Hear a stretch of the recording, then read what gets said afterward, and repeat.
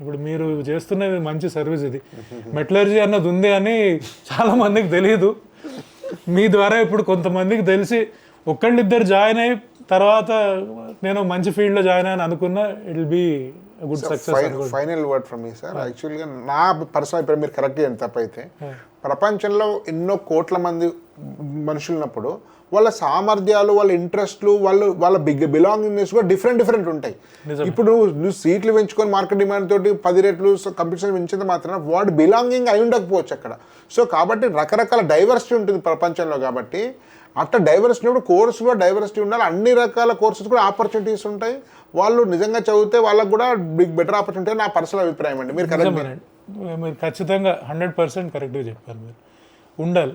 And ఇందులో ఇంకొక చిన్న ఇదేంటంటే, మన దగ్గర పాతకాలంలో పాలిటెక్నిక్ కాలేజెస్లో చాలామంది జాయిన్ అయ్యేవాళ్ళు. ఇవాళ రోజున టాప్ లెవెల్